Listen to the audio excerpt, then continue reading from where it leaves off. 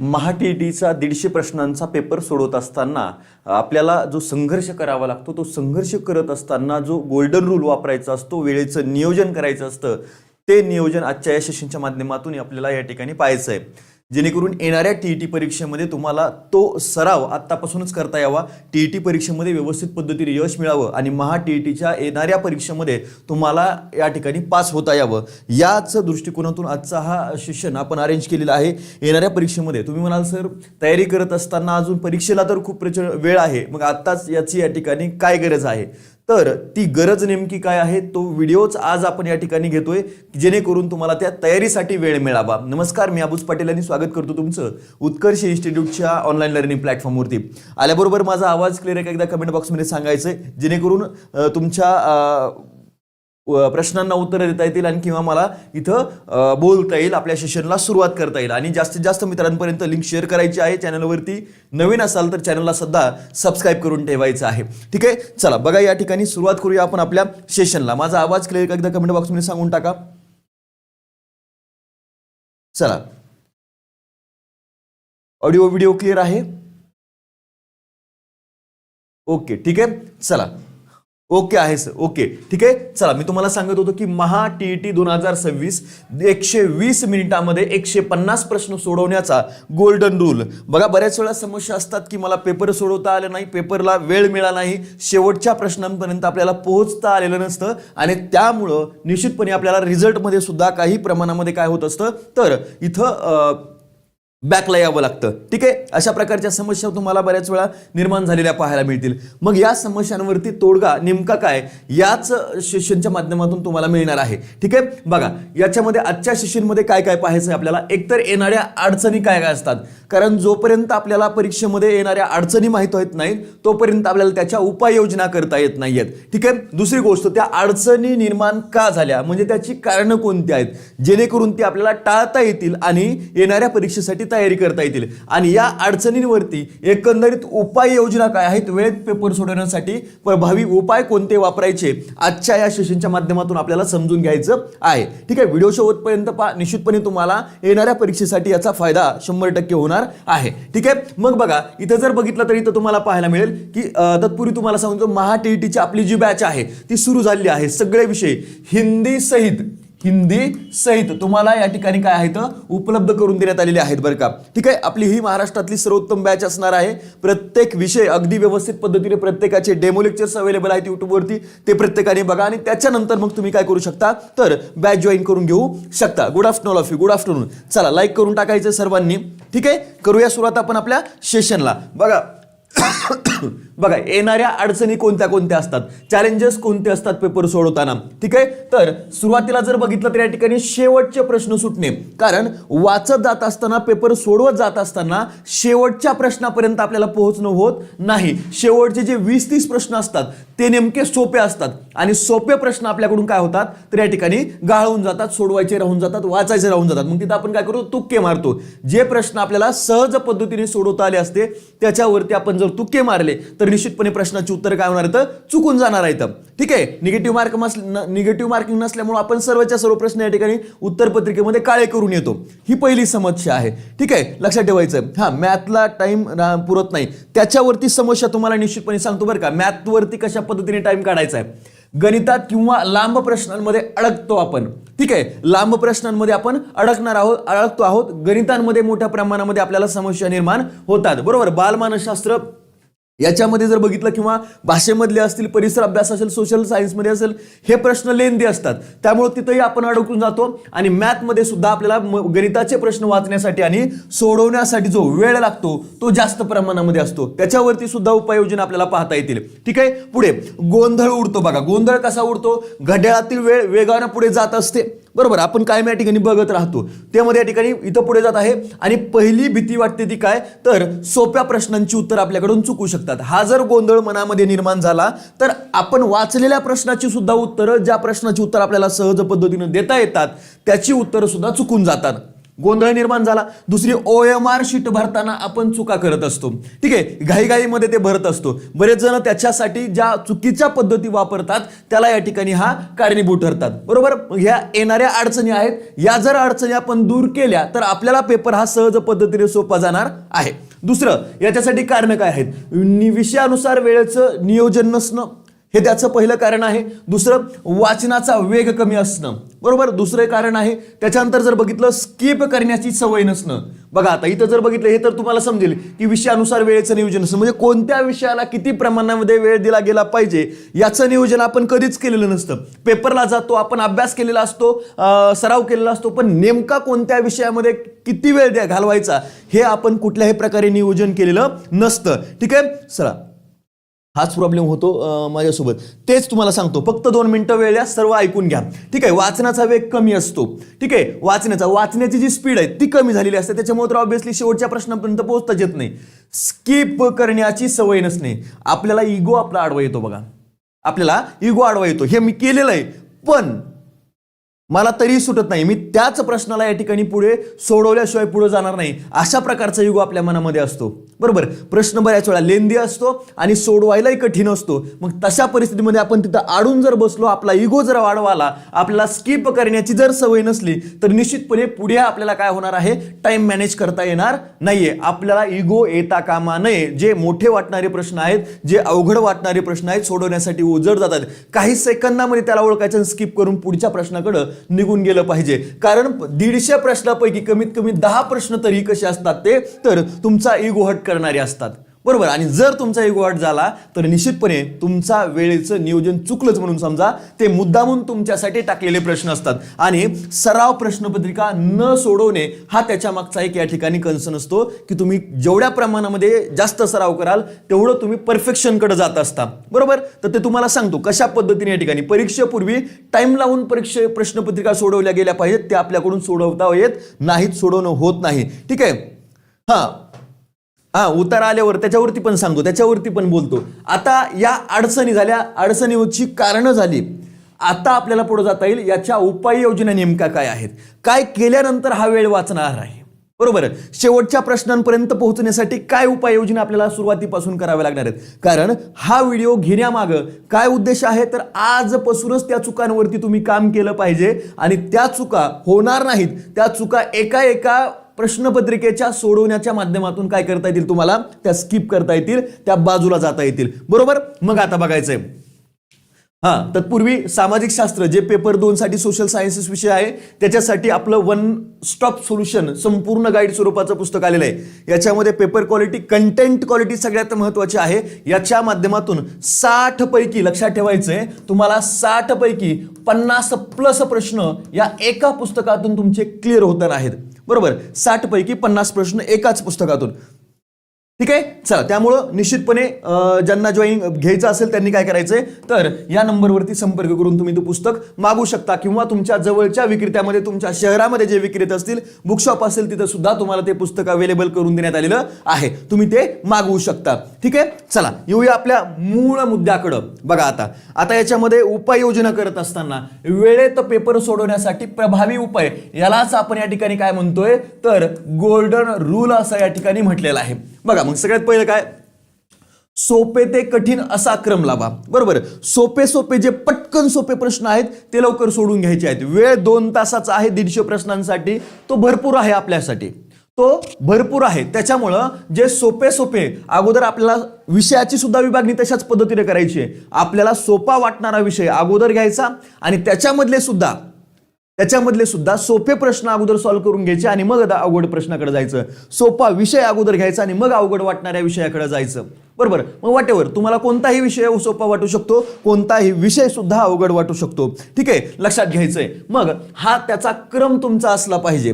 बरोबर, जसं की मराठी सारखा विषय आहे तो तुम्हाला सोपा वाटत असेल मे बी, तर तो विषय अगोदर घ्या, मग नंतर हिंदी घ्या, नंतर मग या ठिकाणी परिसर अभ्यास किंवा जो तुम्हाला सोशल सायन्स असेल तो विषय घ्या आणि नंतर गणितासारखा अवघड असणारा विषय हा सगळ्यात शेवटी ठेवायचा आहे. बरोबर, या पद्धतीनं, या व्यवस्थित पद्धतीने क्रमाने जर गेलात तर निश्चितपणे काय होणार आहे तर तुम्ही शेवटच्या प्रश्नांपर्यंत सहज पद्धतीने जाणार आहात. दुसरं या ठिकाणी काय असणार आहे, 30 ते 40 सेकंदाचा नियम आहे बघा. एका प्रश्नावर साधारणतः किती वेळ घालवायचा हे आपण ठरवलं गेलं पाहिजे. आपल्याकडं वेळ किती आहे, 120 मिनिटांचा वेळ आहे, बरोबर, म्हणजे 2 तास आहेत, बरोबर. याला 2 तास म्हणून बघायचं नाही, याला 120 मिनिटं बघायचे आहेत आणि त्याला या ठिकाणी 150 ने जर भागलं तर सरासरी किती वेळ येतोय तो या ठिकाणी काय करणं गरजेचं आहे, पाहणं गरजेचं आहे. लक्षात ठेवा, मी अगोदर मराठी सोडतो सर, डेफिनेटली असू द्या ना, हरकत नाही, पण त्याच्यामध्ये वेळ कसा वाचवायचा ते तुम्हाला शेवटी सांगतो. ठीक आहे, एका प्रश्नावर साधारणतः 45 सेकंदापेक्षा जास्त वेळ जाता कामा नये. तो कमीत कमी वेळामध्ये सोडवण्याचा प्रयत्न करायचा आहे. जे तुमचे परिसर अभ्यास सारखे विषय असतील, सायन्स सारखे विषय असतील किंवा सोशल सायन्स सारखे विषय असतील, त्याच्यामध्ये जे प्रश्न आहेत ते प्रश्न तुम्हाला लक्षात ठेवायचा आहे. खूप झालं तर 30 सेकंदामध्ये या ठिकाणी सोडवता येतात. ठीक आहे, आणि जर 30 सेकंदामध्ये इथं वेळ वाचला, सरासरी किती 45 सेकंद येत आहेत ना, तर 30 सेकंदामध्ये जर सोडवल्याच्या नंतर याच्यामध्ये उडणारा जो 15 सेकंदाचा वेळ आहे तो कुठं वापरायचा आहे, तो अवघड स्वरूपाच्या विषयामध्ये म्हणजे गणितासारख्या विषयामध्ये आपल्याला युटिलाइज करता येऊ शकतो. हा त्याच्यामधला मेन पॉइंट आहे. आपल्याला वेळ जिथं आपला आवडता विषय आहे, जिथं आपला सोपा विषय आहे, तिथं कमी वेळेमध्ये उत्तर द्यायचं, अगदी 20, 25, 30 सेकंदामध्ये उत्तर द्यायचं आणि उर्वरित जो अवघड विषयाला कमी पडणारा वेळ आहे तो वेळ, इकडं उरलेला वेळ तिकडं युटिलाइज करायचा. या पद्धतीने या ठिकाणी करणं गरजेचं आहे. दुसरी गोष्ट, उतारे सोडवण्याची पद्धत. तुम्ही म्हटला ना की मला उतारा सोडवताना सर अडचण येते, उतारा सोडवताना वेळ जातोय. उतारा सोडत असताना काय करायचंय, मग तो मराठीतला असो, इंग्रजीतला असो किंवा हिंदीतला असो, उतारा सोडवताना या ठिकाणी काय होणार आहे, वाचण्यापूर्वी त्या खालील प्रश्न आधी वाचायचे आहेत. अगोदर जर तुम्ही प्रश्न वाचून घेतले व्यवस्थित पद्धतीनं तर काय होणार आहे, तर उतारा वाचताना नेमकं काय शोधायचं हे आपल्या डोक्यामध्ये फिट बसेल. अगोदर प्रश्न वाचून घ्यायचे. किती प्रश्न असतात, 5 प्रश्न असतात साधारणतः, खूप झाला तर. ठीक आहे, मग 5 प्रश्न जर व्यवस्थित पद्धतीने वाचून घेतले तर उतारा वाचताना काय होते, त्यातले कीवर्ड आपल्याला लक्षात राहतात, बरोबर. आणि उतारा वाचताना आपण ते कीवर्ड काय होणार आहोत, तर व्यवस्थित पद्धतीने या ठिकाणी हे करणार आहोत. आता हे तुम्हाला अचानक येणार आहे का, माहित असताना, त्यामुळं वेळ वाचणार आहे, बरोबर. कीवर्ड्समुळे तिथल्या तिथं उत्तर आपल्याला मिळून जातात. ठीक आहे, बरं. दुसरी गोष्ट, OMR शीट भरत असताना, OMR शीट भरत असताना काय करायचंय तुम्हाला, तर त्याची योग्य पद्धत, 150 प्रश्न एकत्र सोडून शेवटी एकदम गोल करत बसू नका. याच्यामध्ये शेवटी जेव्हा वेळ कमी राहते तेव्हा गडबड होऊ शकते. मग इतर याला टप्पे टप्पे पडायचे, 20-20, 30-30 प्रश्नाचा या ठिकाणी काय करायचं आहे, इथं टप्पा पडायचा आहे. 30 प्रश्नाचा टप्पा पाडा, बरोबर. एक झालं की एक ते पण करत बसू नका.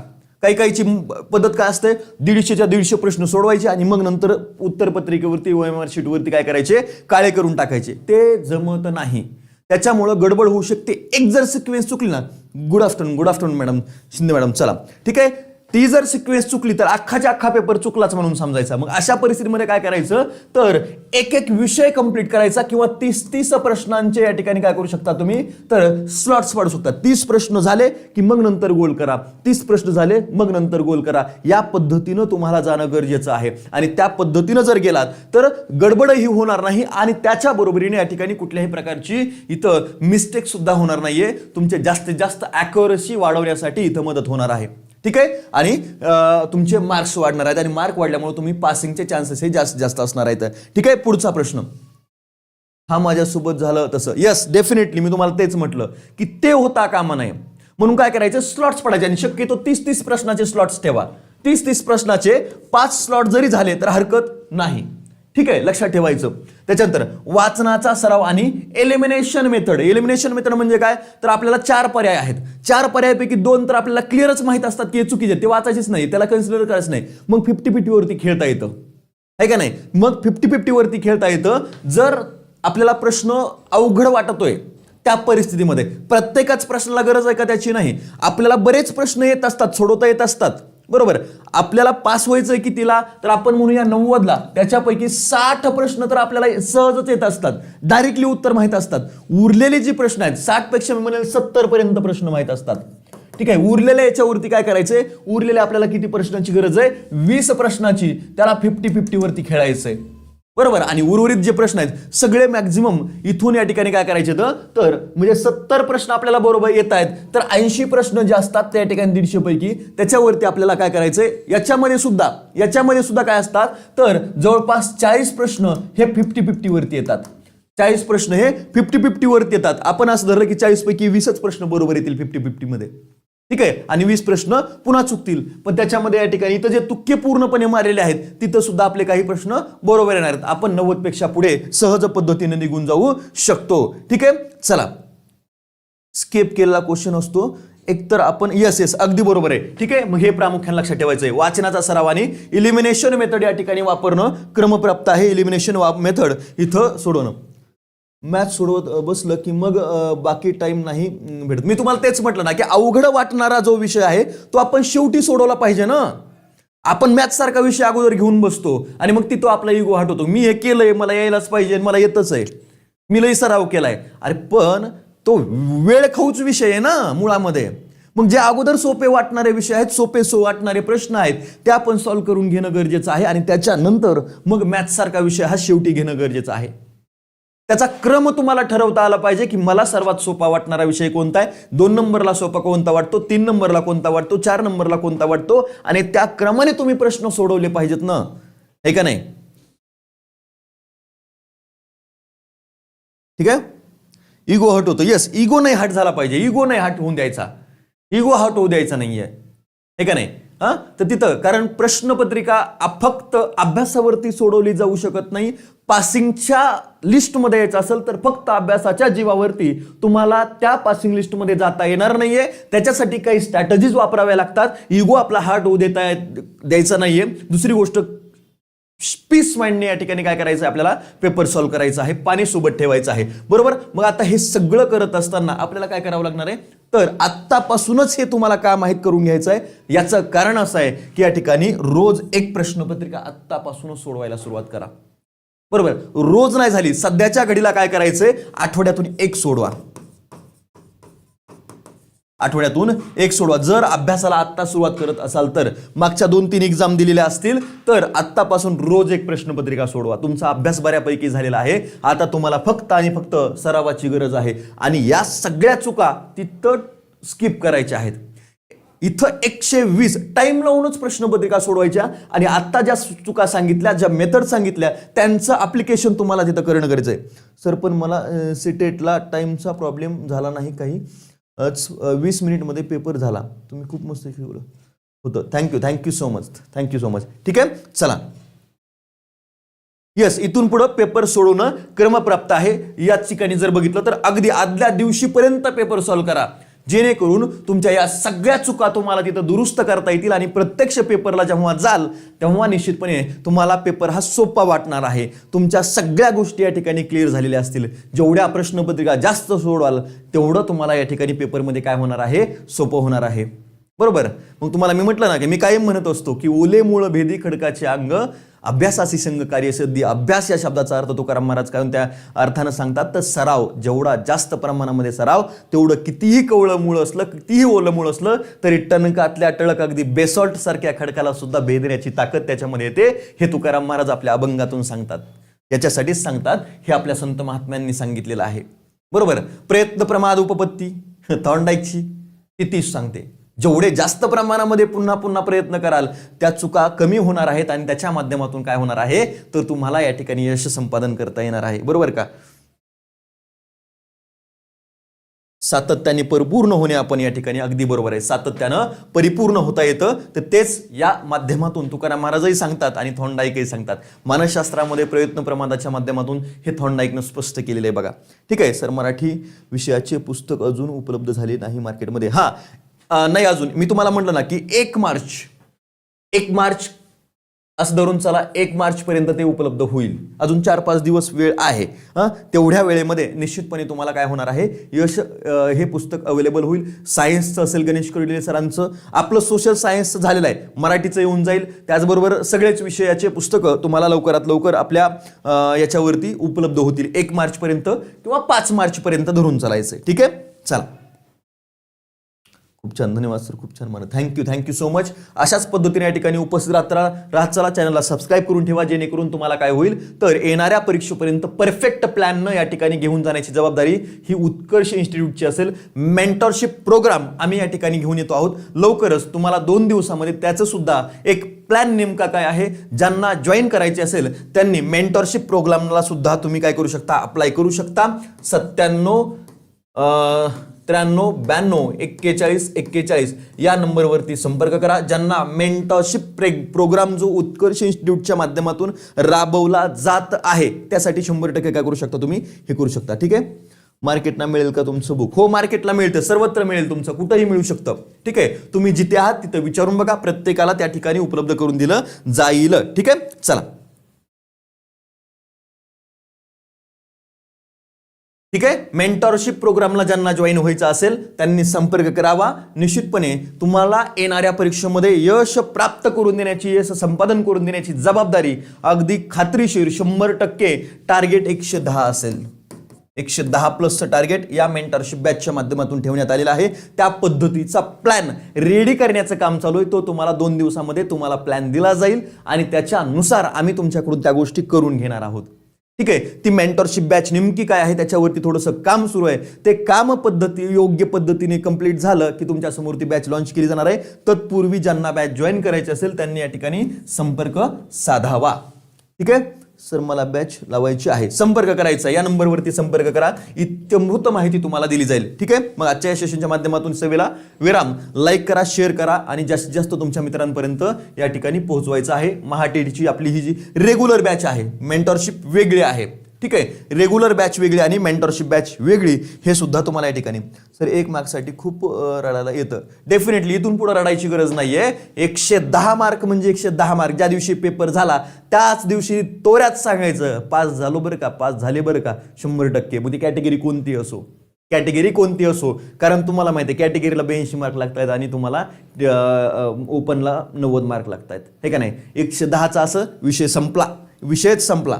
ठीक आहे. त्यामुळे रडायचं नाही. आता ताकदीने या ठिकाणी लढायचं आहे. आता ताकदीने इथून पुढे मैदानात उतरा. 120 दिवस आपल्याकडे शिल्लक आहेत. 110 मार्कापर्यंत पोहोचून देण्याची जबाबदारी ही उत्कर्ष इन्स्टिट्यूटची असेल. Thank you so much. एवढंच बोलतो, अगदी विश्वासानं बोलतो आणि जबाबदारीनं तुम्हाला सांगतो, मेंटरशिप प्रोग्रामच्या माध्यमातून तुम्हाला 110 मार्क मिळवून दिले जाणार म्हणजे जाणारच. ठीक आहे. चला, thank you so much. All the best all of you.